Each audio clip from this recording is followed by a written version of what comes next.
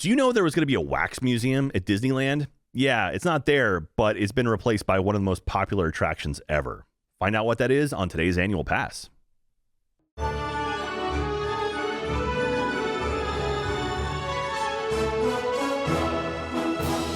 Hello, everyone, and welcome to a brand new episode of Annual Pass. This is the podcast where we talk about all things theme parks, rides, shows, attractions. If it happens inside of a theme park, it happens here on Annual Pass. I am your host, Jack Pattillo, and of course, joining me, as always, are my lovely, beautiful, and talented co-hosts, BK and Jeff. Hi, guys. Hello. Hello, Jack. You say that every time. I do. I'm starting to think, I bet there's something that happens in a theme park that doesn't happen here. What do you like? I don't know what it is, but I want to find it. Well, for what it's worth, we stay more on the family-friendly side of that's where I was going, stuff. too. Yeah. I'm a family-friendly kind of guy. Yeah. Jack. That's not really my wheelhouse. Yeah, for the most part, theme parks in general are family-friendly, but there have been a lot recently, a lot of, fights and stuff been breaking out at Disney World, and it's just okay, that's crazy. I think it's the heat and the cost of family vacations that are setting people off. These are troubling times we live in. In this economy? Oh, man. And people's frustration is getting expressed in unproductive ways all across the world. Including theme parks. Well, thank you very much, everyone, for listening and watching Annual Pass. We are youtube.com/Annual Pass. Go check out our live stuff over there. If you want to see our beautiful faces, and you can go watch last week's episode with Disney Dan. That was awesome. That dude was so much fun. Had a great time with him. And also follow us on social media. We are Annual_Pass over on Twitter, Instagram. We are Annual Pass Pod over on TikTok. And join our Discord as well. Discord? How did I say that? Discord. Join our Discord as well. The Rope Drop Run Club. This is a big week for RDRC. Jeff, the April springtime surprise races went on sale this week, and a bunch of RDRC folks jumped in, including me. I'm going to be running those in April. How can it be a springtime surprise if you bought tickets 9 months early?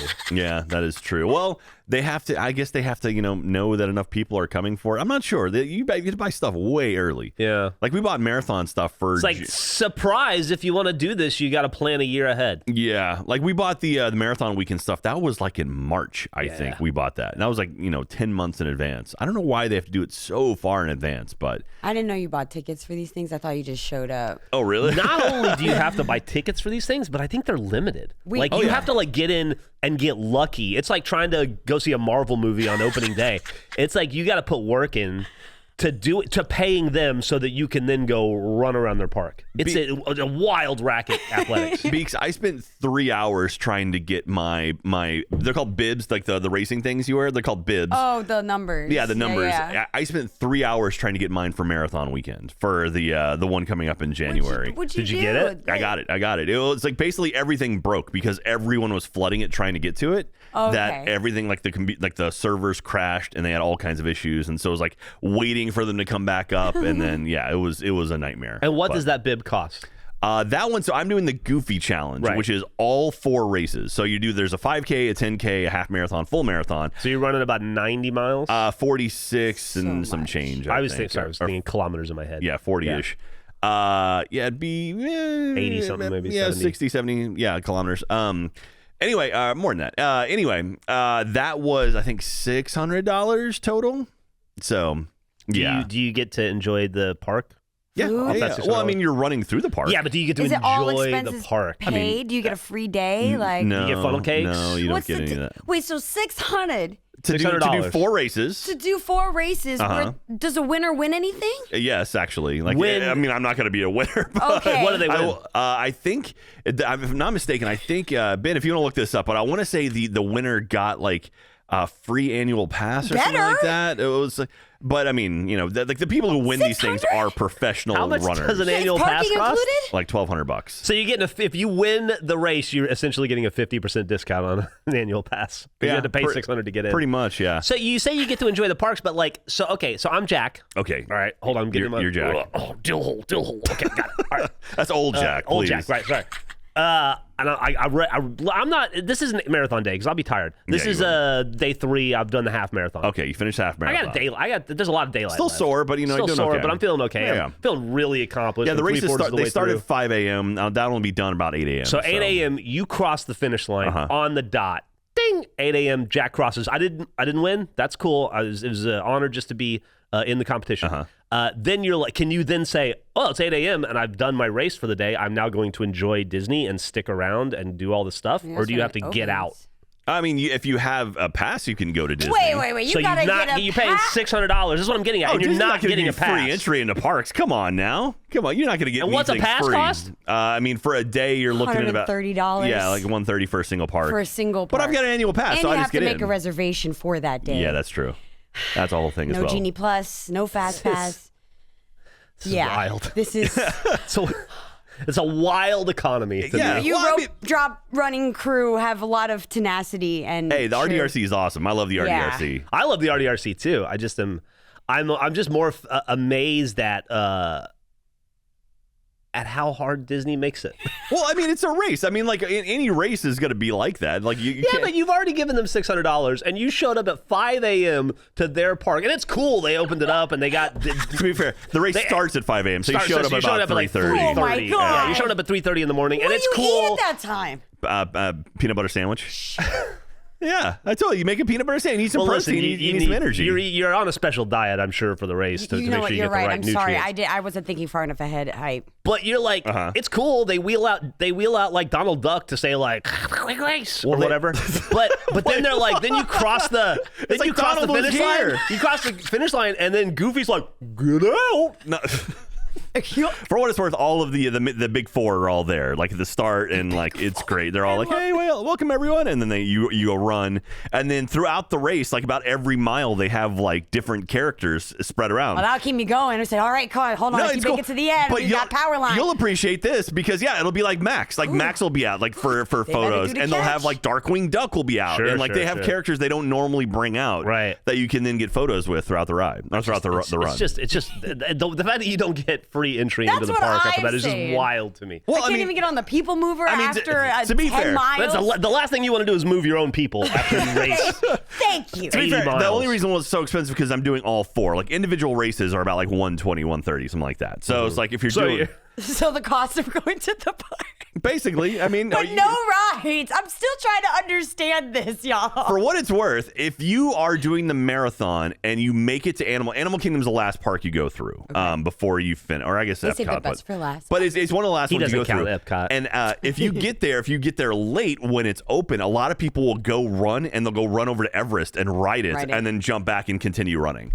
So, I mean, that's about... I mean, that's like the ride there, so I get that. That's maybe about 12 miles into it, maybe a little bit more than halfway, so maybe about 14, 15 miles into it. Keep the adrenaline going, too. Like, you can't do something like a show in the middle of your, like, endless death march. I don't know how you do it, Jack. So, you want to do it with me? You can do it with me. It'll be fun. I want to start the cheering squad. You can join the twins. The twins out there, Jessica and Jennifer, our friends, they are out there. They were out there with signs that had, like, annual pass stuff on it. It was super cute. You can start Here's water, branded water bottles. Oh no, they have water. They have drinks and snacks throughout the course too. You have to pay for them. Yeah, that's what I'm thinking. No, the water's $8. It's part of the. I'll pay for it and then give it to you. You get it with the cup. Do you get like a 50% discount? No, you get it for free. And you get to keep the cup. I mean, if you want to, it's but you have to run with a cup. Yeah, they don't ask for back like they ask back for the glasses. It's a race. Like they have cups. You drink it and you crush it and throw it away. No. You gotta use super near. It's paper. You squish it down. Why do you hate paper? To make more room for more paper, and then they recycle it. Yeah, you're what's wrong with America. So this week, we're talking about Pirates of the Caribbean. Hey, a long requested one. Yeah, I'm not seeing anything about winning anything for these marathons. Oh, there's no. Okay, that makes sense. Okay. There's not even a prize. There's not even a prize. You don't do it for the prize. You do slander, Jack. You do it for your own personal good. You do it to say you did it. Someone this year won all 4 races. Yeah. You don't do it for the prize, BK. You do it so that you can help raise Disney's profit margins. That's what I... Good Lord. It's a race through the Disney parks, Jeff. You got to run down Main Street USA as part of a marathon. I'm going to tell you right now. My favorite part of the website, though, is that it tells you if you complete a half marathon or marathon distance at Walt Disney World Resort and the half marathon at Disneyland Paris in the same calendar year, you get a medal. Hey. Yeah, well, I like the medal. Wait, are they doing the half marathon at Disney Paris now? Ooh, I got to try that. Okay. I'm going to say right now, there will never be a marathon that runs through Rooster Teeth headquarters, but if there is, I promise all of you in attendance who pay the $600 fee to run through Rooster Teeth for 26 miles, at the end, we're gonna play Halo together. There's gonna be a big Halo station. You're gonna get a free Rooster. You're gonna get a free T-shirt of your favorite podcast or Rooster Teeth store show, whatever. And then we're gonna play video games, and you're gonna get to sit in on an episode of Off Topic. Okay. Oh my gosh, that's a lot. That's a lot of. Do you know how many people would do that? Like how many people would run a marathon to do that? Probably a lot, because you're providing something for these people. There's something to gain. You get a shirt, you get medals, you get snacks, you get all kinds of stuff. You get a run, you get an experience of a lifetime, Jeffrey. No, Mickey better be running alongside me for $600. He's there. He's over at Magic Kingdom waving at you. No, I want him here. Disney's like, okay, here's the front door. Now you go through it, and then you run as fast as you can to the exit. Get out! No, but if you run it, Jeff will play Halo with you in a Mickey mascot outfit. I'll probably wear Donald Duck. Okay, but yeah. okay. I've learned I'm much more of a Donald Duck adult. Oh yeah, yeah, and that you don't like wearing pants. Well, I don't for sure, but I don't know. I just aesthetic or sensibility or whatever. I find him to be far more interesting as an adult than I did when I was a kid. When I was a kid, I was all. He's like an adult. Yeah, I like. Maybe that's it. He's always yelling and like shaking his fist. That makes me think of you. So that maybe makes that's sense. what it is. But I really identify with Donald Duck these days. BK, who do you identify the most with? From the classic crew. I mean, from any of the characters. Oh man, there's a lot. But I'd have to say, Roxanne is me and I am she from the Goof Troop. I just had that feeling, I'm going to school, living my best life. Got a single parent, who's very overprotective, so that hit me home. Okay. BK said that. She was like, oh man, like she was about to pull out a book and go, I have bullet points. Trying to get all their signatures, on the bullet points. I wonder, I'd probably go with Monterey Jack. Just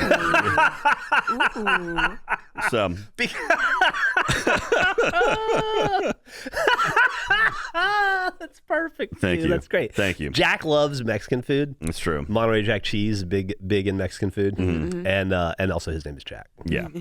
Also, he's a big old mouse because he eats a lot of cheese. That's true. Yeah. So we're talking about Pirates of the Caribbean today. This attraction is one that a lot of people have been asking about for a long time for annual pass holders, and so I figured we talked about it. The one they put Johnny Depp in. This one has Johnny Depp in it, as a matter of fact. Johnny Depp, and it's got Jeffrey Rush as well, Captain Barbossa. Does it have Keira Knightley or Legolas in it? No Keira Knightley, no Legolas. At least not in the ones in the States. So there are 4 versions, really technically 5 versions of this attraction at Disneyland, Magic Kingdom. So Disneyland in California, Magic Kingdom in Orlando, Tokyo Disneyland, Disneyland Park in Paris, and also Shanghai Disneyland. But the Shanghai Disneyland one is a brand new, more themed around the movie version of Pirates of the Caribbean, and it is insane. If you've watched the Imagineering story on Disney Plus, they talk about the construction of it and how like they reworked it, and it's amazing. That's one I want to get to. But when we're talking about Pirates of the Caribbean, we're talking about the classic attractions. So we're going to talk about mainly the 4 original parks. So Disneyland, Magic Kingdom, Tokyo, and Paris. Fun fact. So I hope they're all fun. So Magic Kingdom, the attraction lasts about 8.5 minutes. The one in Tokyo lasts about 9.5 minutes. The one in Disneyland Paris about 10.5 minutes. The one at Disneyland 15.5 minutes. It is super long. It also includes a very, very long addition at the beginning and at the end. That's really what kind of pads onto it. That's the one I've been to. That's the one where it starts and you go through the bayou through the restaurant. Blue right? Bayou, yep. Do they do that? Is that part on any of the other ones? I have no idea what you're talking about. Oh, so have you not been? Are you serious? Have you not been on the Disneyland version? I've never been to Disneyland. Okay. So I've only You been to Disney World, Florida. Yeah. And then you're going through like the bayou and it's dark and spooky. Wait, you got to scream someone's name and then describe the ride. You can't just like start talking about the ride. Oh, sorry. BK! There you go. Are you ready for 3 seconds of explanation? Yes. All right. So you go through, and it's like dark, and it feels like kind of swampy. And then you look over to the right, and there's a bunch of people eating dinner. And they're just like sitting in chairs or lunch. Like it's outside. It's a restaurant. I only went at night. So it's real people? And it's real people, and they're eating real food. Okay. And then you just go past them, and then the ride begins. Okay, that's pretty cool. And then you can eat at that restaurant. Giving me monorail vibes. When I ate at that restaurant, do you know who was there? I ate at that restaurant, yeah. Pauly Shore. No, but close. Carrot Top. Legolas? No, actually much cooler than both of those. Corey Feldman. All right, now you're getting close. When we ate there, we walked in. We had reservations and stuff, I guess, because Emily's responsible. Right in front of us was Dee Snider. And like a huge entourage. Do you know who Dee Snider is? I have heard the name before. He had a band in the 80s called Twisted Sister that was really popular. And so I ate at the Blue Bayou at the same time Dee Snider, and like 90 of his entourage ate. That's pretty awesome. It's weird that I like Dee Snider. Yeah. Don't get me wrong. I loved Twisted Sister growing up. Well, I like him as an adult as well. But Dee Snider's not a person you would think rolls deep. Right. But he had it was a crew with him. Have you seen any celebrities at any of the parks, BK, when you've been walking around? No, I don't think I've ever seen any celebrities. Other than Dee Snider, was that your one person that you saw, or have you seen any other celebrities while out and about at the theme parks, Jeff? No, I've only seen Dee Snider. No. Yeah. I told you my story. So my one famous person that I got to see in person on my attraction when I worked at the Great Movie Ride, I saw Blair from The Facts of Life. So she rode my attraction. I was like, oh, that's kind of cool. I wasn't her host, but I was on the dock as she was leaving. You know, she was on Survivor. Oh, was she? Yeah. Wow. Yeah. She looked great. I mean, when I was there, I was like, man, okay. And then when I was working there in the park, I saw a few celebrities come through. We had a bunch of athletes come through that I just didn't recognize. Right. But you could always tell because it'd be one guy who's 7 feet tall and an entourage of 8 people. One guy who's physically the opposite of you. Yeah. And then they'd always have a plaid shirt with them. They're very clearly some sort of athlete. But and then we had one time when I was working there, they were doing a big promotion for their Thursday lineup on ABC. So Drew Carey was there, Katie Seagal, John Ritter, Helen Hunt, and then a couple of guys from NYPD Blue are there as well. And this is a Dennis Franz? Dennis Franz, yeah, Dennis Franz, awesome. And my dad was a big Dennis Franz fan. Somebody else, I forget, but yeah, it was the Thursdays. I forget what it was called, but they basically roped off a big section in front of the big blue Mickey's hat when I was there. Okay, yeah. And they were doing remotes, so they had a tent set up and they were just sitting there. I'm like, hey, we're gonna throw to Dallas. I'm like, hey, Dallas, we're promoting our show, and then they would sit there, and then I'm like, hey, we're going to Annapolis, and then they talk to Annapolis. So not to speak ill of the dead, and this is a family-friendly show, but so I won't use the words Jack used when he told me the story, but Jack was not a fan of John Ritter. No, he was very rude to guests in the park. Okay. And I'll leave it at that. I'll tell that story in a different podcast. But yeah, he was very rude, unfortunately. But on the flip side of that, Drew Carey, amazing. One of the nicest guys ever. Cool. He skipped his lunch to sign people's park mats and do autographs, take photos. He was amazing. Super, super nice guy. Everything I've ever heard about Drew Carey has always been an amazing dude. So why isn't Keira Knightley in it? Keira Knightley is not in it. I don't know if they didn't get the likeness rights or just couldn't fit her into the attraction. They did add a new character into the ride later on called Red, which we'll get into later. But so they do have a female pirate named Red with 2 Ds, R-E-D-D, who that could have been Keira Knightley, but no, they didn't. They chose not to. So weird. Anyway, so Pirates of the Caribbean, obviously very, very classic attraction. You think Disney, you think Pirates of the Caribbean. Actually was not an opening day attraction. So Disneyland opened in 1955. It wasn't until March 18th, 1967. So 12 years after the park opened, when they added the whole French Square, French Corner, whatever that whole area of Disneyland, and they added in this attraction. It came to Magic Kingdom December 15th, 1973. Also not an opening attraction for Disney or for Magic Kingdom, which a lot of people think oh yeah, obviously that was a hugely successful attraction out in California. They're going to do it here in Florida. It was not. They actually added that one in later as well. Tokyo Disneyland opened April 15th, 1983. Disney Park in Paris opened April 12th, 1992. I think that may have been an opening day. I'm not 100% sure on that. And then Shanghai Disneyland, the new version opened up June 16th, 2016, and I think that might have been an opening day as well. Hold on real quick. Alexa, when did Disneyland Paris open? Now, we're not going to know the answer, but the audience will. Well, I was going to say Ben Lexa could do it for us. They have, I've just given the knowledge to the super kind community. Ben Lexa, when did Disneyland Paris open? April 12th, 1992. There you go. So it was an opening day attraction. Yeah, there you go. Out in Paris. Thank you very much, Ben Lexa. And so the original version of the ride opened at Disneyland in 1967 and was the last ride whose construction was envisioned and personally overseen by Walt Disney. Oh, wow. He died 3 months actually before the attraction opened, but it was the last thing that he worked on, had a really, really heavy hand in the sculpting and production of it. And so, but he passed away before it opened to the public. Well, he made a banger. He did. Jeff, do you know what the attraction originally was going to be as opposed to a boat ride? Or Beaks, do you know this? Opposed to a boat ride? I'm trying to figure out what that... What else do pirates do? Well, I'll like tell you a this. roller coaster or a performance. Something that's what like you're trying that. to say, Yeah. like So type of ride. I will say the Haunted Mansion was going to be similar and a very, very similar way, and they both been changed. They both had been altered before they were opened. Jack, please don't keep us in suspense. Yeah. They were going to be walking wax museums.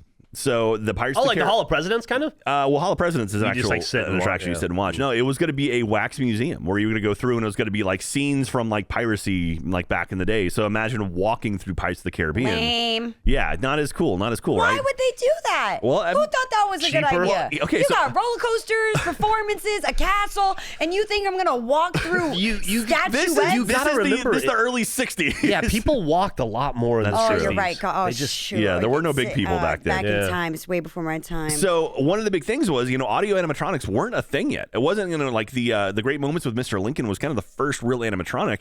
And then they were kind of like, all right, well, we want to build something in this new corner, this French Quarter. What can we do? Like, we'll do a museum. It'll be like a wax museum. You can go through, see a bunch of cool stuff. And so starting in 1961, they actually started building out this new building that was going to be a wax museum.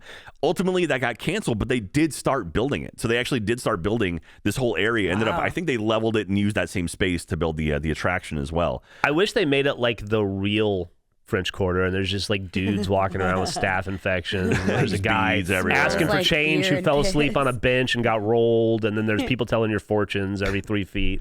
So big thing happened in the 1960s for Walt Disney. Okay. That Died. changed the, he did die, but it changed the course of what Pirates of the Caribbean was going to be, and also really what the whole Disneyland park was going to be like, because in the mid-60s, they had the World's Fair, and Disney was hired to make a lot of attractions for the World's Fair. That's where we saw It's a Small World. That's where we saw a Carousel of Progress.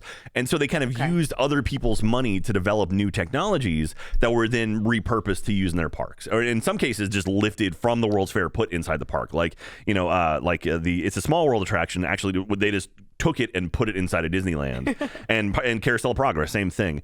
But when they were developing these new technologies, they developed audio animatronics, and they were like, oh, instead of wax figures, we can use these things, and we can make like audio, like animatronics that move around and give a more realistic thing. And also, because of the It's a Small World attraction, they figured out how to make boat rides work. So using those two technologies, like, hey, why don't we combine these and we make Pirates of the Caribbean a water attraction? So that's kind of cool. I didn't know that until I was doing some research on it. Hey, Ben Lexa, when is the next World's Fair?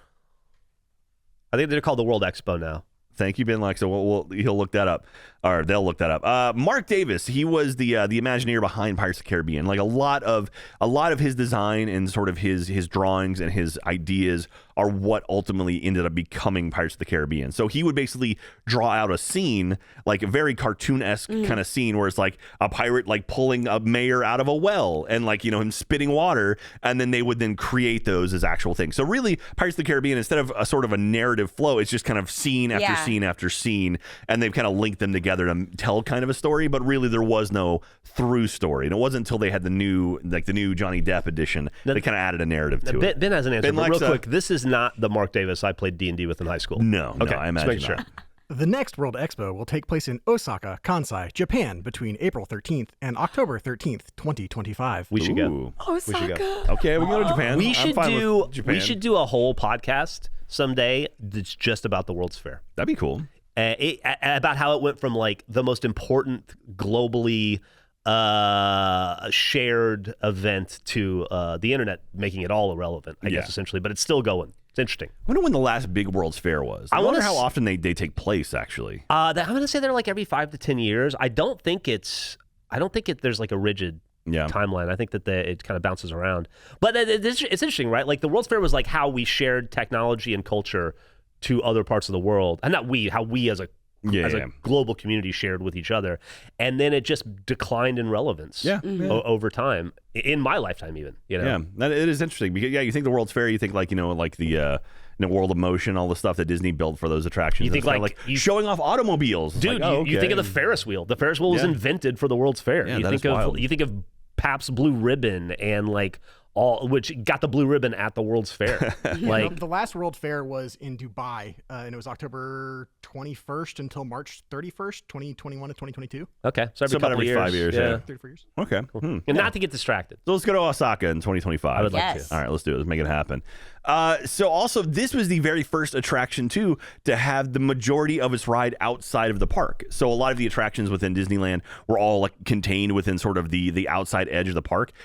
This is the first one where you get into a ride vehicle and the ride vehicle actually kind of goes beyond the exterior of the park. Borders. Yeah, into a big park building. So into a big ride building. So there's the show building, which is essentially outside the walls of Disneyland, but you go inside, ride around, and then you come back out. So they started doing that more and more often. So like the edges of the park are almost all like that. Like the Splash Mountain ride building, the show building is huge, and it's actually way outside the park. I know that because when I did the Disney Marathon, you run backstage and you can see where the actual show building cool. is. Really? Yeah. So it's kind of neat. They have all the they have the parade garages back there too. So all the big floats and stuff, they're all like kind of lined up side by side because you run through Frontierland out of the park and around the back of it towards the Grand Floridian. So anyway, pretty cool stuff. See, another thing you get for doing the Disney Marathon. Just saying. Get to see the behind the scenes warehouses. Yeah, where all the cast members are off stage. So the original name of Pirates of the Caribbean was not Pirates of the Caribbean, Jeff. It was actually the Blue Bayou Lagoon. So that's what it was. So Blue Bayou Lagoon was the attraction's original name. That's what they called it throughout the sort of opening of it. Walt actually called it that a number of times during sort of his presentations that he would do on, like for all of the TV shows they would do, where they're like, hey, let's talk about this before we show a cartoon or whatever. And ultimately it was changed to Pirates of the Caribbean just to make it a little bit more exciting. And then Blue Bayou became the name of the restaurant, which was attached to Pirates of the Caribbean. And so that's a cool Easter egg there. Yeah. That's awesome. When did this song come out? Along with the actual attraction. So the ride itself actually has like that song built into it. The Yo Ho, Yo Ho, A Pirate's Life for Me. Really? Yeah. So that was written by a gentleman named X Atencio, who was a writer for Disney. And it was actually the very first song he had ever written. That was a phenomenally quick and well versed answer to that question. You weren't ready for that. Was that a fact that you had prepped, or you just knew that off the top of your head? No, that was a fact I had prepped. That was part of my fun facts, which I was going to do after the ride walkthrough. It's an interesting song. Do you know the actual song? Do you know any of the actual lyrics of the song? Because it has a full chorus. It's something about a pirate's life. Me, I know the melody, but I don't know the lyrics. So here's some of the lyrics for you. We pillage, we plunder, we rifle and loot, we kidnap and ravage and don't give a hoot. We extort, we pilfer, we filch and sack, maraud and embezzle and even hijack. We kindle and char and flame ignite. We burn up the city. We're really a fright. Ooh. We're rascals and scoundrels. We're villains and knaves. We're devils and back. We're really bad eggs. I need the TikTok sea shanty trend on that song. All right, hold on a second. Let's fix this song. There's one last line. Okay, then we're beggars and blighters and ne'er-do-well cads. I know. But we're loved by our mommies and dads. All right, let's take it back a verse to the egg line. Give me a couple before the egg line. We're going to fix this. Let's see here. What is it? We're devils and back. We're really bad eggs. Oh, no, excuse me. We're villains and knaves. We're devils and back. We're really bad eggs. Knaves. What's a knave? Maybe that bounce. Okay. We're rascals and scoundrels. We're villains and knaves. We're devils and back. We're really bad eggs. That doesn't rhyme. No, it doesn't. We're devils and we're devils and what? We're devils and back. So we're devils and back. We only wear black. Next verse, we're done. Fixed it. We're all emo here at Pirates of the Caribbean. But yeah, X Atencio wrote that. He had never written a song for Disney before, and that was like his first one. Usually it was the oh god, who are the brothers that do everything? The Dust Brothers. The Dust Brothers. The Chemical Brothers. Anyway, the Sherman Brothers. The Sherman Brothers did like all the Mary Poppins stuff. They pretty much wrote every song for Disney forever. Wow. And so what else did Extensio make? He actually did. I want to say he worked on the Tiki Room. I want to say he had a lot to do with the Tiki Room. Okay. A lot of the. I mean, you got to keep in mind. Back in the day, I want to say Disneyland. I mean, Disney and Disneyland. Like there were 8 big guys that kind of did everything, and so like the voices carry over. So Paul Frees was a voice, and he's the voice of the host at the Haunted Mansion. He's actually in this. Like he does a lot of voices there. He also did voices for the Tiki Room as well. So it's kind of like they use the same peoples over and over and over again. And so they were just people that lived within walking distance of Disneyland back in the That's true. That's true. Just the south of LA. So when it opened back in 1967, there really weren't any massive changes to it. It pretty much stayed the exact same until about the 80s or so. Where the first massive change they had for the attraction was actually reworking the queue. That was it. Because it was so popular that the queue just always would flood and kind of they never really had places for it. So they reworked the queue to kind of be able to get more people in there. And so that was the first real significant change to the attraction. And then obviously the late 90s is when things started they started kind of playing around with it. I mean, they had like minor updates and stuff where they would change up like costumes or things would get dirty. But they never really messed with the animatronics until the late 90s. So there's a scene where pirates are chasing women around, like they're running after them. The women are screaming and stuff. So initially, I mean, obviously that's bad now. I mean, we look back on it and it's like, okay, that's not good. Initially, the first change of it, instead of having it flipped where the women were chasing the pirates, they actually had the women carrying like jewels or food. And the idea was the pirates were trying to get to what they were holding instead of the actual women themselves. Obviously that changed again, where now it's been flipped and it's the women trying to chase the pirates out of the different thing, out of their houses and whatnot. 2006, that's when the big massive redo and refurbishment hits. That's when Johnny Depp was added, or Captain Jack was added. Also Barbossa was added, a bunch of new voice lines. Eventually then they added some more stuff where there was a mist scene which had like it had like Stephen King's The Mist. Blackbeard. That's very dark to put into Pirates of the Caribbean. They had Blackbeard and Davy Jones and stuff, and that's actually been taken out. There was a scene where it was mist was coming from the ceiling and it was projected onto it. It was actually a really cool effect, and had the voice of like Ian McShane and Bill Nighy did the voices of all their characters. Oh wow! And but they got rid of that. I don't know why exactly, but like the scene is still like it's still there. You can see where like it used to be, but it's just not. At least the one in Orlando, it's still there. But I don't know why they changed it. It's kind of interesting. In June of 2018, there's a big scene where it was a pirate auction where they were auctioning off. When it initially opened, they were auctioning off all the women. Yeah. So it was like you get yourself like auctioning brides, and obviously. Not good. In June of 2018, they changed that up and they added, they took the redhead and made her into a pirate, and now she is Red, the pirate, which we talked about earlier. And now they're auctioning off various things they have found within the fort they have taken over within the city. So it's like they're auctioning off like eggs, and Red's like, they just want the rum. Yeah. And so, fun fact too, we've talked about it before, supposedly, Red, who was, is like this really elaborate animatronic you see at Pirates of the Caribbean, she was the Wicked Witch of the West from Great Movie Ride. So they actually lifted her animatronic and brought her over to Pirates of the Caribbean because GMR went down and they're like, we have this really elaborate, audio animatronic. Let's do something with it. And they used it for Red, supposedly. Whether or not that's true, I don't know, but that's what I've heard. BK, what do you think? I guess you too, Jack, but mostly BK. I'm also what do you think the chances are that Red, REDD, the pirate auctioneer, influenced the character in Animal Crossing, Red, who sells stolen art? Stolen art, yeah. From a ship. You're right, from a pirate ship. From a ship that shows up every once in a while. Oh my God! We just stumbled onto something. I bet that fox is inspired by that lady. Possibly. I don't know. I'm surprised you heard all it here. this stuff canon. about Red. I don't think I've been on it since that change. Oh, really? Have you seen Johnny Depp on the attraction? Yes, okay. out the barrel. Yeah, she popped up very quickly after that happened. So, Or I guess not. That was 2018. So it was a few years after. Yeah, about a decade. Yeah, and so, but Johnny Depp, he appears in a few different spots throughout the attraction. There's 3 different versions of him. There's one right over by the the scene with the well where they're pulling the mayor out, and he's just kind of peeking around a corner. There's the What's Eating Gilbert Grape version, and then there's him up on the tower.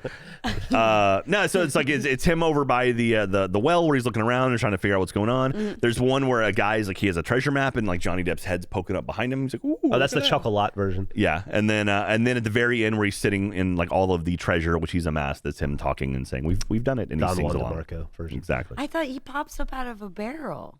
Yeah. That's the one behind the guy with the treasure map. The guy? Yeah. Okay. Yeah. Originally, that was actually it was a woman, so it was.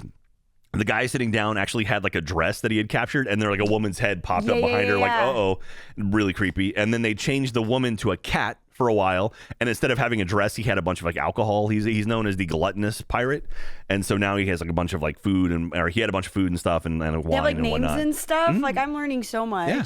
And so, but then it was a cat, and then they changed that now where he's the one with the pirate map or the treasure map. Right. And so, and it's Johnny Depp looking at him. So, let's see here. The original, I almost said Mortal Kombat because I wrote MK. The original Magic Kingdom version of the attraction, the reason why it got delayed, so we talked about it wasn't there for opening day. Right. The reason why they pushed it was because initially for Magic Kingdom, they were going to open up a giant attraction over in Frontierland. It was going to be similar to Pirates of the Caribbean, but it was going to be the Old West. And the whole idea was you were going to go through and it was going to be like shootouts and, like Wyatt Earp and like all those kind of like the Buffalo, like you were kind of going to go through like a Midwestern version or a West version of Pirates of the Caribbean, except set in the U.S. And so they worked on that a whole lot. That was a huge thing they were working on. Sounds cool. Oh yeah, it was going to be very cool because also the Big Thunder Mountain that area Railway makes sense. Yeah. Like the more you say it, I'm like, oh my gosh, that is like the vibe in that corner. Yeah, like, that would have been so cool. And the cool thing was Big Thunder Mountain was going to like run through it, so they were going to like intertwine, and it was going to be really really neat. Ultimately, they decided it was going to cost too much money, and they were like, we need something for the park, so they kind of just copied and pasted Pirates of the Caribbean over. Fun fact, if I'm not mistaken, so that attraction, they started working on stuff for it. So if you go to Living with the Land at Epcot, which is one of my favorite attractions of all time, seriously, I love that attraction. At the very beginning, you kind of go through where it talks about like how food is grown, and it gets to a part where it's like, oh, here's the West, and there's some buffalo. Those buffalo were made for that other attraction at the Magic Kingdom. And what was that attraction going to be called? I don't know the name of it here, but it was going to be something about the West. And so I want to say, not Mark Sherman, the guy Mark Davis, he was working on that. That was his next big project. The same guy did Pirates. This was his next big thing, and they just couldn't get it off the ground. So it was, like the time that Magic Kingdom opened, like Walt had just passed away not terribly long before. And it was still kind of, they were sort of reeling from that. So I think it was kind trying of like to figure out what next. Yeah. And how to continue without him. And also, so the Magic Kingdom version, when you're in the queue, you walk through. So BK, you know this. When you're in the queue, you're walking through a Spanish fort, and you actually see like there's a scene where it's like two pirate skeletons like playing chess with each other, like they've been sitting there for so long they've died. But the one in Disneyland, you actually walk around the restaurant. So like this the Blue Bayou. So it's mostly the queue is mostly outside. Great marketing. Yeah, and then you go inside, and then you can like see people eating and stuff, and then go from there. And actually, there's a portion where the end of the attraction actually loops around in front of you, so you see the boats while you're waiting in line as like people are getting off. And so the only other difference too is the Magic Kingdom version, you load from both sides of the boat, and you exit on a different portion, so you don't like get on the same spot. And then the one in Disneyland, you actually do get off in the same spot that you get on. So. I'd like to think that when I die, you guys, Rooster Teeth will reel for a couple weeks and try to but I have a feeling it's more likely that nobody will notice. Things will just continue on unabated. No. I have a feeling I'll just be like, nobody noticed that Jeff wasn't showing up for podcasts anymore? And like, I just thought he was busy. I thought he didn't want to do anymore. He said no on the calendar in perpetuity. He said maybe forever. So. Oh my God. That's why I got Beaks here. So inevitably when you're dead. I know. We can keep it going. Dad, you're making me sad. Thank you everyone for listening to Annual Pass. And we're going to take 1 second to tell you a little bit about our sponsor today, which I'm a big fan of. It's 30 Morbid Minutes, and another awesome podcast from Rooster Teeth. Do you ever find yourself awake in the middle of the night reading real life stories that make your skin crawl? The creepy history behind Victorian nursery rhymes, or tales of sleep paralysis demons? That's horrifying. Perhaps you've seen the haunting images of corpses on Mount Everest, read the last meal request of death row prisoners, or experimented with seances on spirit boards. If you've ever wondered, hey, what the heck exactly is necro-cannibalism? I'm wondering that now. Then 30 Morbid Minutes is the new podcast for you. Hosted by Elise Willems and Jessica Vasami, each episode investigates a new topic ranging from the macabre to morbid to downright creepy. Sourced straight from history and the headlines of today. Give it a listen. It's a little bit more intense, so maybe if you got younger listeners, maybe I don't know about that one. Maybe give it a listen first and then let them listen to it. But it is absolutely fantastic. You can subscribe right now on Spotify, Apple Podcast, or wherever you listen to podcasts. New episodes every Tuesday and Mondays for RT First members as well. So give it a listen. Tell them we sent you their way, and enjoy 30 Morbid Minutes. Now, back to the show. But that was a lot of information, a lot of facts, a lot more for this attraction. Obviously, this is an attraction that is well beloved. Obviously, it's spawned a whole series of movies. Absolutely. People love this thing. And so that's why we have a lot of information on it. But that being said, would you guys like to go with me BK, we're going to California. Oh, awesome. We're going to ride the Disneyland version of Pirates of the Caribbean. Does that sound like a good time for y'all? Yes. All right, you ready? Yes. All right, here we go. Hey, BK, Jeff! We're at Disneyland! Hey, guys, we're at Disneyland! That's correct. Arg. Ah, that's right. We're going to the French Quarter, BK, because we're gonna ride Pirates of the Caribbean. Arg. And this is the version you haven't ridden yet. Arg. Wait, Arga, are you a caveman? Or are you a pirate? She's a big fan of that Ben Affleck movie Arga. Oh yeah, nice. My God. Okay, but hey, we're going to Pirates of the Caribbean, and so here we are. We're walking by the Blue Bayou Lagoon restaurant. Maybe we can eat there afterwards. It'll be lots of fun. Did you make a reservation? I didn't, but I told Ben Lexa to make us one, so hopefully we'll have it. Okay. All right, so here we go. We're gonna get on the boat. Okay, we're gonna get on the boat. Jeff, where do you want to sit on the boat? In the front. In the front. Okay. Yes. We're gonna sit in. Okay, we got front splash zone. Here we go. All right, here we go. We're sitting. Oh, we're moving. We're actually moving now. We're in the Blue Lagoon. Look at it. Oh, It's so wow. pretty. Yeah. So it starts. It's a little different than the one in Orlando. This is so cool. It's like a bald cypress. It's like a swampland thing we're cruising Swamp through right trees. now.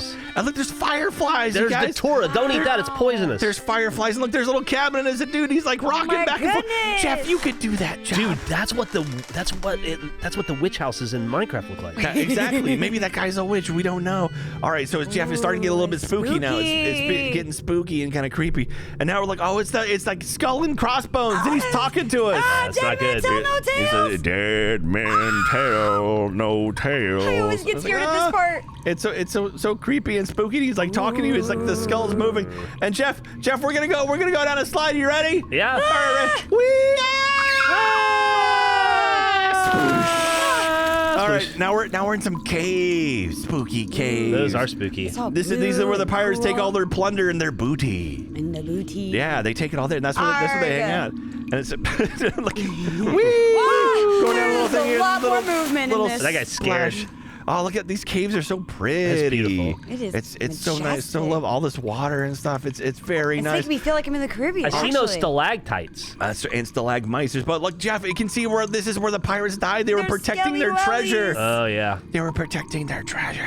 In the moonlight. But look, All the rich guy stuff. Jeff, look at that. It's a pirate, but it's a skeleton, and he's still piloting the boat. Oh man. It's One-Eyed Willie. Oh, this is like I like this guy. It's so spooky. Look, he's on the wheel, and he's like, whee. He's going. But he's a skeleton. Oh. Just but look to your left, Jeff. Look at all the stuff there. Look, this is very clearly where all the pirates were.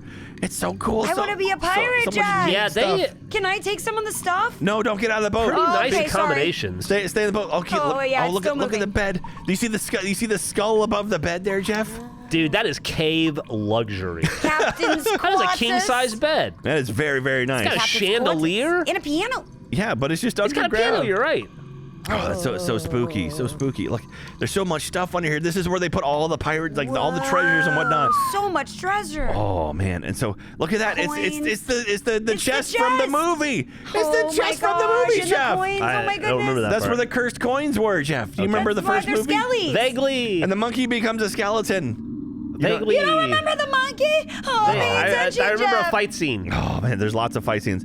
All right, we're still cruising around. We're still in these caves. There's a lot more caves here, and the thing. And Octopus. Oh my goodness. Actually, this is pretty cool. If you look, it's like a skeleton guy. He's on our left. It's a skeleton guy, and like watching, he turns from a skeleton into a human. Oh, that's pretty cool. Pretty neat, That's right? pretty neat. cool. And the That's octopus there. awesome. All right, Jeff. Okay, look, we've done Oh, it, the Jeff. ships. We're out. We finally made it to like the outdoor area, and there's a ship, and it's Captain Barbossa's on the ship, and he's like, "Bring me Captain Jack Sparrow," and they're firing cannons at each other, and there's water going all over the place. Jeff, be careful. Be careful. This Spanish Be fort. careful of the water. Phew. And up there on the top, there's people fighting. It's projection Whoa. mapping. That's very cool. So fancy. Look at that the big ship boat. looks so massive. It's so big, and they're shooting water and stuff. It's crazy. Oh my goodness. All right, we got around the corner now. Oh, look, there's the mayor, and he's being captured by all of the pirates, and they're drowning him. And like they're like, tell us where all the loot is, and he's like, because he's got water in his mouth. That's not good. But then if you look around the corner, then his wife's up on the top, and then they fire at her. Oh, and she hides. Good Lord. Yeah, well, they're pirates, Jeff. They're bad. That's true. They're bad. They're really bad eggs. They're really bad eggs. Okay, Beaks, did you see Johnny Depp over there? Did. Captain Jack, he was there. Okay. Okay, now we're moving on. Okay, we're over to the auction, Jeff. We're to the auction, and look, there's Red, and she's like, they just want the rum. And they're like, Oh my gosh. and then he's like, okay, show us your feathers and so your eggs. cool. Like, She's like, I'll see you in New Horizons. all right, we're moving on, and now we can see like they're starting to ransack the fort, Jeff. They're starting to ransack the whole town. They're taking stuff. I don't think I know it's used as a weapon a lot. I've never been hit by a broom. I don't think it would scare me. Look, The doggy. look, and there's the guy with the pirate, and you can see Captain Jack. He's looking at the map. Oh, yeah. And he's like peeking up, and the dog's like, woof, woof, woof. And the dog's like, hey, do you not see the captain? And Edward Scissorhands is behind you. And so the woman, she's chasing the guy around again. But now, look at this guy. I love this guy because he's getting drunk, and he's like covered in mud, and it's really gross. And he's with pigs. Pigs are the homies. The pigs are great.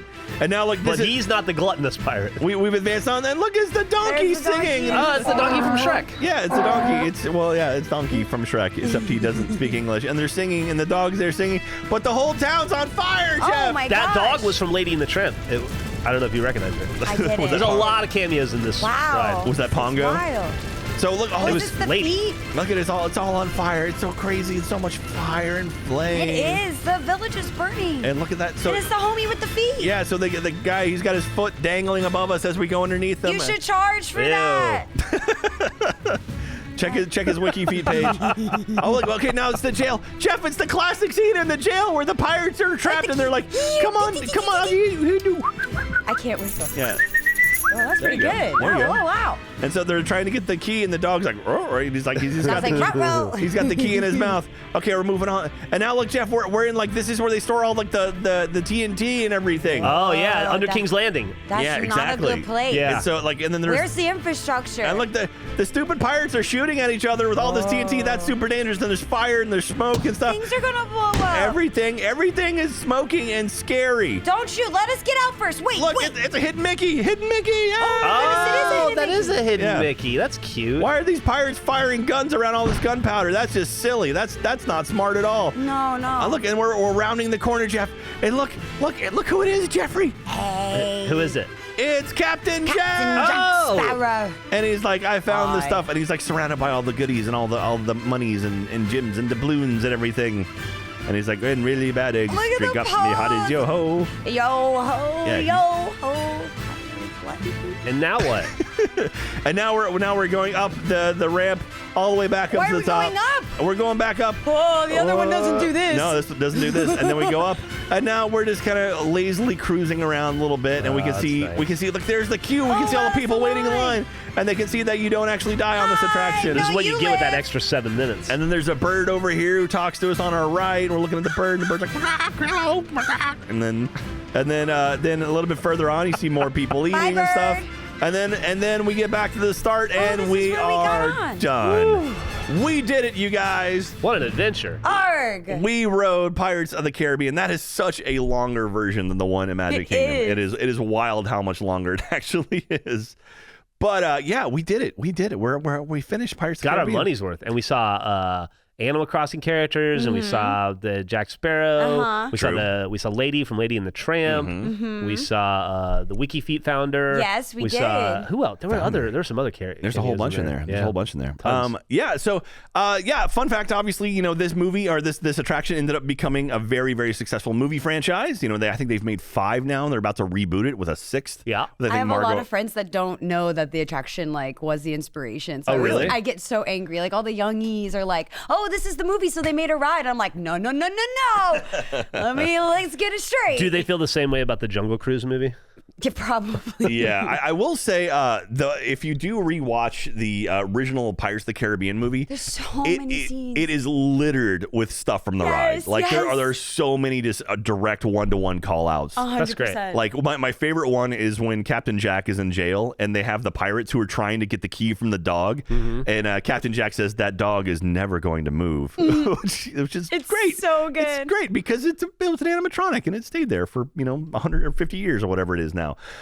Can you name other movies based off of attractions at Disney. Jungle Cruise. Jungle Cruise is one of them. Haunted Mansion. Haunted Mansion is another one. Yeah, that was good. You were good on that one. There's actually 5 more. Alive. No. That's not based on Everest? No, that Alive came out before Everest. My brain is going through everything. I'm like SpongeBob. I'm like, name. What's the name? I've got 5 more written down here. 5 more written down. All right. I'll say one is from Disney MGM Studios or Disney Hollywood Studios. Okay. Very big attraction there. Very big attraction. Very tall attraction there. That was a ride for Oh, us. Tower of Terror? Tower of Terror. Yeah, Tower of Terror. It was actually Steve Guttenberg and Kirsten Dunst, I believe, was in that one. Also, Does it count? Absolutely, it does. Totally does. Yeah. It counts? They made a movie based off the attraction. Yeah, they did. And apparently Oh they're my remaking it. They're making a new Tower of Terror movie coming out. Also I thought that it was all Twilight Zone, so I didn't think that counted. They did that Pixar movie Cars is based on that ride. No, it's not. No, that's other way around. Other way around. There's a lot like that. You could say like there's a Beauty and the or not Beauty and the Beast. Actually, there's a Beauty and the Beast ride out in Shanghai, but there's a Little Mermaid attraction that was obviously made afterwards, and Peter Pan was made afterwards. I'm talking about the movies. There's 4 more I've got written down here. Don't keep us in suspense anymore. All right, so Dinosaur. Obviously, Okay, Dinosaur. The animated one is made after. Those kind of came at the same time. Okay. I think maybe the attraction landed before the movie did. Okay. Mission to Mars, which was based off the attraction where the where it was Stitch's thing was, and also the extraterrestrial encounter. Before that, it was a thing called Mission to Mars, and so they did a thing loosely based off that. Jeff, you're gonna love this one, Country Bears movie. Remember Christopher Walken was in that thing? No. Yeah, it's a horrible There was movie. a Country Bear. Yeah. And then, of course, everyone's favorite J.J. Abrams, George Clooney saga, Tomorrowland. Oh, yeah. I forgot that movie existed. Yeah. I think it was J.J. Abrams, or maybe not. It was someone. But it was George Clooney. Who directed Tomorrowland? We can check Was that out. it my boy Abrams? I don't think Maybe so. My boy JJ? It was someone involved with something. Who was it? Brad Bird. Brad Bird. Okay, Brad it was a Bird, Disney okay. guy who he did Iron Giant as well. He also did the Incredibles too. Oh, awesome. So I knew it was someone in the Disney thing. But anyway, so I've got some fun facts here. So you know the water attractions you see at Disney. So you're in your Pirates of the Caribbean, obviously. You're It's a Small World. It's a Small World, stuff like that. Splash Mountains. Do you know most pools they use chlorine to keep the water clean. Do you know what they use at Disneyland? The power of happiness and joy. Listerine. Bromine. They use bromine, which is another chemical similar to chlorine. So I looked this up. So chlorine, the way it works is basically chlorine, the chemical chlorine attaches to bacteria and then destroys it, but then it goes away. Bromine will attach to bacteria, destroy it, and stay in the water. That being said, it's more expensive, and that's mainly why pools don't use bromine. Also, it has a weird smell to it. So Pirates of the Caribbean, they actually dye the water brown. So it's not normally brown. So they dye it brown, and they use bromine to keep it clean, which is wild. So don't drink the water at Pirates of the Caribbean. You say like it attaches itself to stuff, and then it stays there. So is that so they can skim it? Or No. So it like basically destroys So it it, keeps- but it stays in the water. I So it see, like I kind see, of I see. eradicates it and Gotcha. keeps going. Yeah. One cool thing, so I know this actually is happening right now. During special events like Mickey's Not So Scary Halloween Party, they actually add live action actors to the attraction. So there are that's pirates so cool. inside the attraction, like people dressed up as pirates, like microphones, and they'll like talk to you on the boat and stuff. Oh, that's Really? awesome. I had no idea that was a thing until literally like a couple of weeks ago when I was watching information about Mickey's Not So Scary. Oh, So that's so so Beaks, we cool. gotta get out We to have Orlando and to. check that out. Yeah. Obviously the auction scene has been changed due to the fact that it's totally not relevant and appropriate nowadays. That being said, Tokyo Disney has the auction scene untouched from the original version of it. So if you want to go see the original version of the auction scene and most of the attraction itself, Tokyo has not messed with their version at all. Wow. So. I don't think Okay. I actually, like, when you were telling me the changes, I think my brain Mandela affected and thought that it was always the changes. Because the moment you say they weren't, I went, wait a second. I remember it before, but I definitely remember it like this. so what's going on here? Like, I didn't know if it actually did. Hadron Collider, that's what's going on. Yeah, like, I lived through it all. I saw all the Bears Literally. kind of deal. I was like, no. Fruit of the Loom. I've got some more fun facts here from DisneyList.com. It cost $15 million to build the New Orleans Square, which is home for the Pirates of the Caribbean. $15 million is equal to the amount the United States paid for the real New Orleans in the Louisiana Purchase of 1803. So that's kind of cool. You know, obviously inflation is a thing. Inflation makes it different. But it's kind of neat that they literally paid the same amount of money to make their version of New Orleans Square as that the U.S. paid to get real Louisiana, real New Orleans. That's pretty wild. Approximately 400 million guests have ridden Pirates of the Caribbean at Disneyland Park since its opening in 1967. Wow. 400 million. And there's almost no significant issues with that attraction. You know, all right, so I do a lot of I collect baseball, sports cards, cards, basketball cards, whatever. Even have a show about it. But a lot of times what I do is I'll buy into a break on YouTube and I'll pick like I'm doing one right now. I was watching before where there's 33 NFL teams or whatever, 32, and you buy your team, and then any cards you get during the break they mail to you. Yeah. So, but I'm only going for rookies. So, and most people are. So any other cards you get, you're like, whatever. You just it comes along free. With essentially what you're going for, what you're really purchasing, which is an opportunity for rookies. Do you think that's how the government felt about the rest of Louisiana? They're like, we really just want New Orleans, thing, but I guess we'll take the rest. We'll kind of scoop up the rest. We'll take the base card, rest of the state. Probably. That's probably exactly how it happened. That's what I figured. Here's a fun, spooky fact for you. So from sfgate.com, do you know, so I pointed out a few skeletons in the attraction right at the very beginning. When the attraction opened, those were real human skeletons because they didn't have the tools to make skeletons. They ain't got plastic? No, I guess not. And paint? Yeah. So the original skeletons in Pirates of the Caribbean were actual real human skeletons. Oh, well, that ride's haunted now. I can't go on that. Well, we'll talk about that in a second. I think that there's still one left, right? I pointed out the skull above the bed. Rumor has it the skull above the bed at Disneyland. So the ones in Florida were all fake. They are all fake. They better be. But the ones in California were they're all real initially, and then slowly they started replacing them. Supposedly the skull above the bed is still a real human skull. Where do you buy real bones? Actually, don't answer that. Ben Lexa, no. Is there a bone factory? I'm trying to figure this one out. So Jack can get you a skull by 3 p.m. Yeah, with toenail polish. So also one cool thing, there's actually a suite above Pirates of the Caribbean at Disneyland. So there was actually an apartment above the attraction. It was going to be Walt's place he was going to stay because he had a room above Main Street USA. I think he would crash at every now and then. I heard about that. But he wanted a proper place where he could go and stay and a little bit more built out. So they actually made a room that was going to be Walt's place. Oh, Ben Lexa, you got a thing? I found out where they got the skeletons. So the one things the Imagineers couldn't recreate were skeletons. The technology of the time wasn't sophisticated enough to make skeletons that the company felt met their standards of realism. So instead of faking it, the Imagineers went to find the real thing, straight to UCLA, where they procured real human skeletons for the ride. There you go. UCLA. All your skeleton needs. I hope UCLA got paid for that. I think they gave them all back eventually. Oh, okay.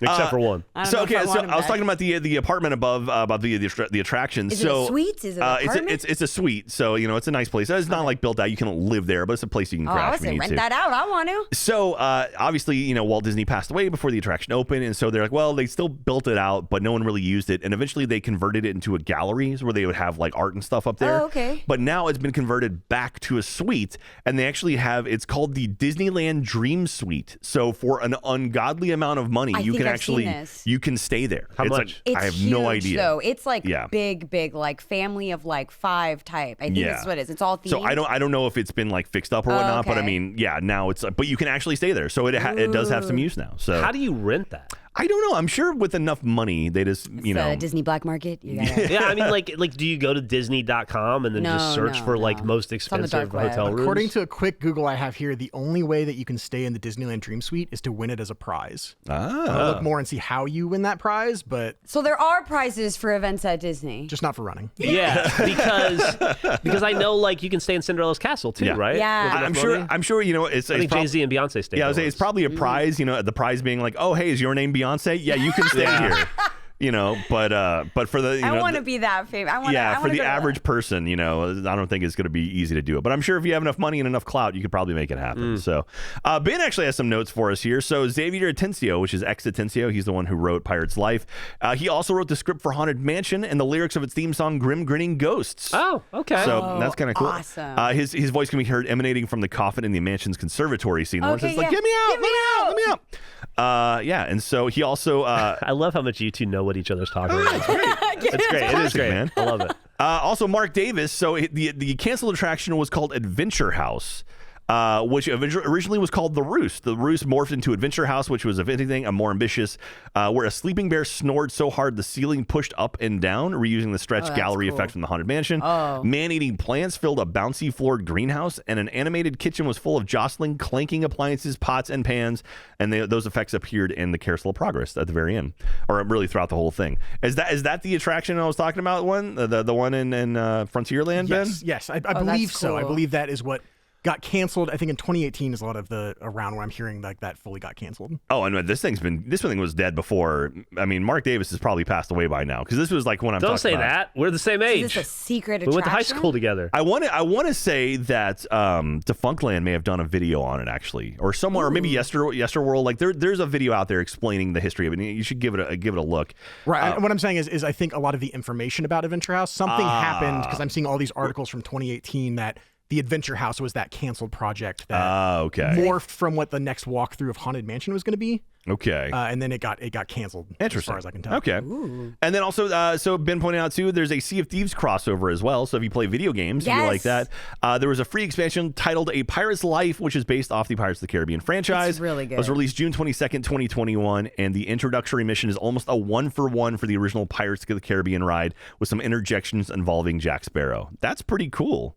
Yeah, so it's got direct references to the narration, animatronics, slow movement, and overall tone of the original Disneyland Pirates of the Caribbean ride. That's pretty cool. Yeah, the director actually came out and said they used voice actors from the 1967 Disney ride, and they used original ride sounds from the ride for that actual gameplay experience. Wow, that's awesome. very cool. And I've got one last fun fact that actually might carry over to a future episode of Annual Pass.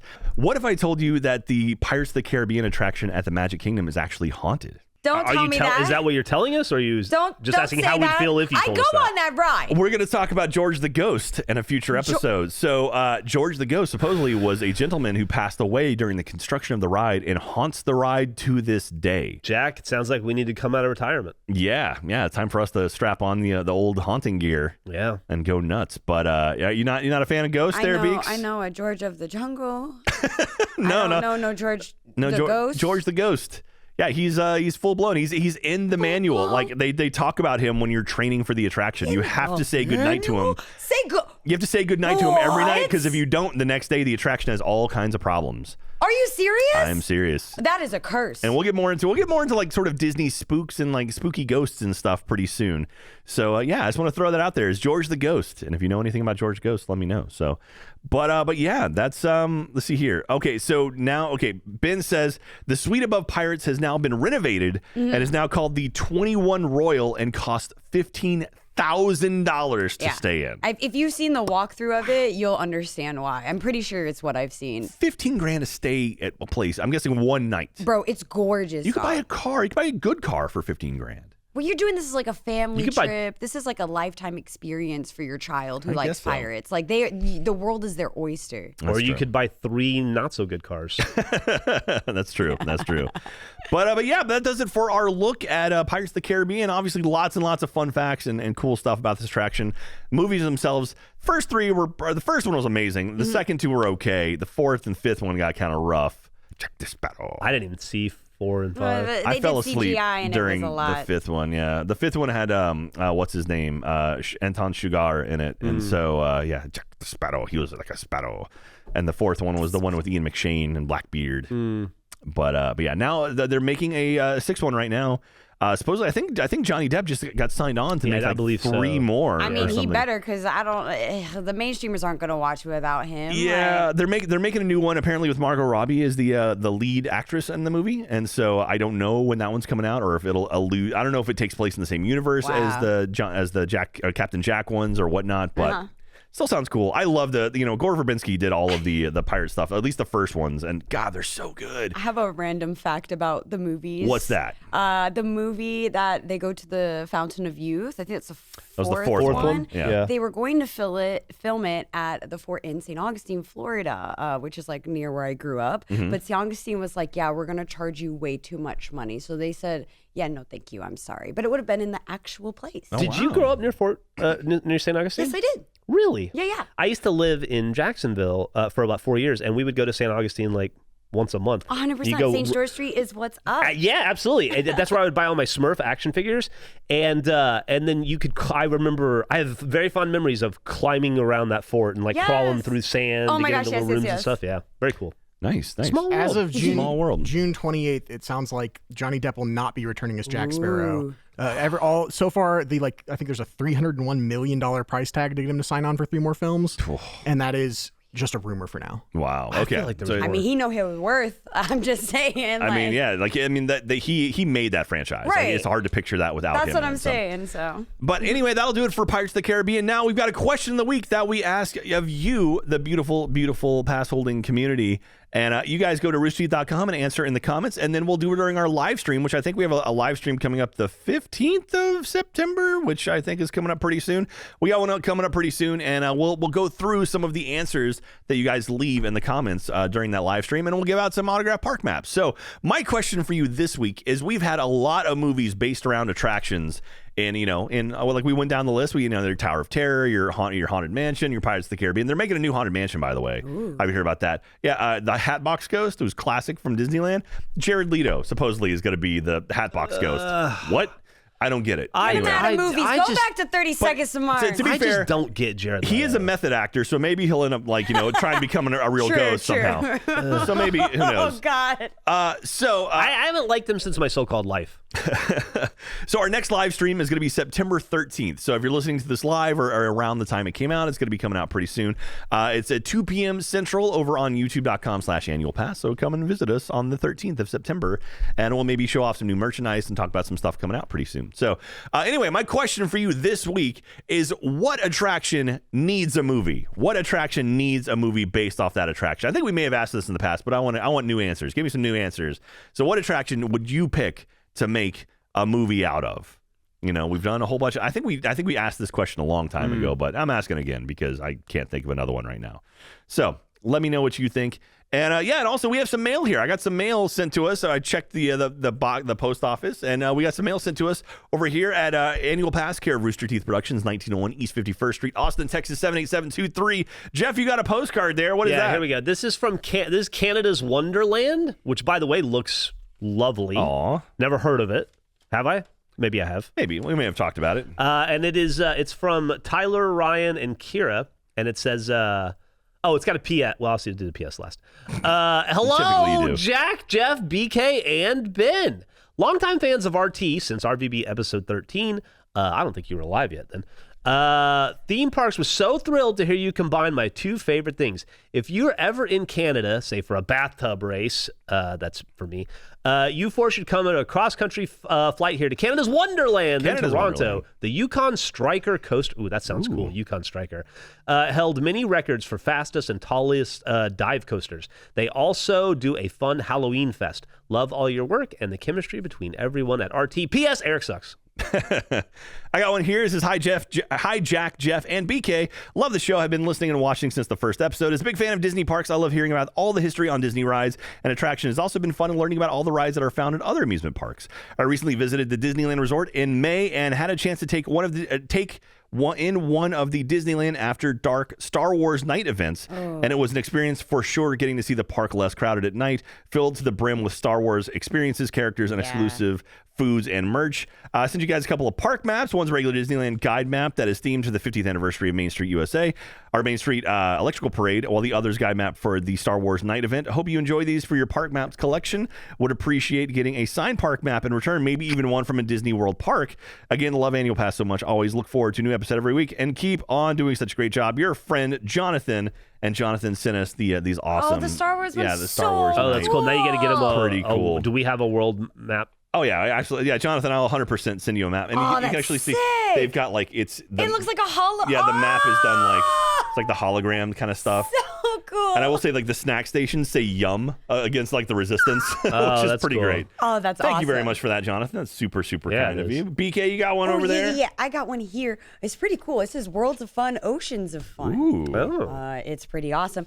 Dear Jack, BK, and Jeff, I want to tell you that I love your show and listen to it every week. It has really rekindled my love for theme parks, and it really shows how much love you have for them as well. As soon as you point out your call for postcards, I knew I wanted to send one from the park that I grew up going to every summer, Worlds of Fun in Kansas City.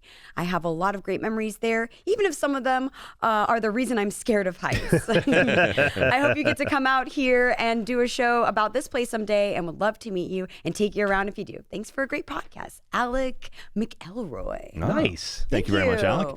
I got one last one here. My dearest Jeff, Jack, and Queen BK. There you go. My husband and I are huge Annual Pass fans and huge theme park junkies. We love listening to y'all's podcast on our road trips to various theme parks. While cleaning out the house this summer, we found some extra park maps and thought y'all would like them. The Hollywood Studios map plus Galaxy's Edge Traveler's Guide are from Galaxy's Edge opening weekend, Labor Day 2019. No way. You got to see this one. Take a look at that, BK. Look at that thing. It's like shiny. God. It's so nice. It's embossed. The opening weekend was a flop with historically low attendance because a Category 5 hurricane, Dorian, was barreling towards the Florida Peninsula. My husband and I debated for days whether or not we should cancel our vacation. At one point, we even changed all of our reservations from Disney World to Disneyland in California. Then 6 hours later, we switched all reservations back to Disney World. I'm pretty sure the airlines hated us. In the end, it was so worth it because Dorian took a hard pivot and missed the U.S. completely. That hurricane track is crazy. Seriously, check it out if you get a chance. Disney World ended up not closing at all, and the parks were empty for a few days. We had Galaxy's Edge almost entirely to ourselves and took some amazing pictures. On that vacation, one of the earliest things we experienced was walking through an empty Fantasyland and Magic Kingdom. We also became friends with the manager of the Imagination Pavilion in Epcot, who let us know that there was only 78 people in the park, and the park had already been open 3 hours. Wow. How do you get that? We need a hurricane. That That's is what it is. insane. Yeah, this is awesome. There's also a traveler's guide in there, and it's got an alphabet for the language on Batu if y'all want to decipher any Star Wars stuff on the map. Also included 3 park maps from Six Flags Atlanta. We recently completed a Six Flags tour of the South, visiting Dallas, Fiesta, and Atlanta. We definitely like the Atlanta park most, and y'all should check it out if you get a chance. They have some unique rides, including a roller coaster where you lay down and fly like Superman, plus a DC-themed shooting gallery. Anyways, I could go on and on about all the good theme park memories that we have, but I'm running out of paper, and y'all need to go build a Lego castle. Thanks again for all the theme park content, and we hope y'all are doing well. Cheers, Megan and Zach. That might have answered a question I didn't ask today, but I almost asked. Real quick, Megan and Zach, they say high school teachers 9 months out of the year and living in theme parks the other 3. Hey, thank you so much for being teachers. Teachers not an easy time to be a teacher right now. 100%. Okay, very appreciative. You thought about what, Jeffrey? Oh, I was going to ask earlier. If it would, I assumed it would be impossible to know, but what would be the least attended and most attended days in history at Disneyland or Disney World? Like, what's the least attendance they've ever had? It sounds like it may have been 78. And then, like, what's the most people they've ever pushed through in one day? I mean, like, they hit capacity a lot at the parks. And so, I mean, obviously, those parks are so massive, it's impossible to get exact numbers because they fluctuate. Also, cast, too, you have to add those people in as well. But they do cap a lot of the time. So, I mean, when I was there, there were some super busy days, and now apparently it's even busier than it was when I was there. So who knows? But thank you very much, everyone who sent us all of the amazing postcards and everything. If you want to send us anything, it's 1901 East 51st Street, Austin, Texas 78723. Make sure to put Annual Pass, care of Rooster Teeth Productions, on there, and we'll get it and we'll read it at some point. So thank you very much. I also got a bag of something down here. We'll go through that maybe on the live stream at some point. Anyway, that's going to do it for today. Thank you so much. BK, do you feel like you learned anything today? I learned so much about this ride that it's one of my favorites. So I'm very, very excited we did this episode. Jeffrey, you learn anything? Probably. That's right. Yeah, I did. I learned there's a ghost. There's a ghost, George the Ghost. We'll talk about him very soon. Don't worry. Thank you very much, everyone, for listening. We do love you. Make sure to please tell your friends about Annual Pass. We're trying to spread the word about Annual Pass, getting more earballs listening to this thing. So please tell everyone you know about Annual Pass and that you want them to listen and or watch it over at youtube.com/Annual Pass. So that's going to do it for today. Thank you so much. We love you. Stay safe, and we'll see you next time for even more. Bye, everyone. See ya. Bye.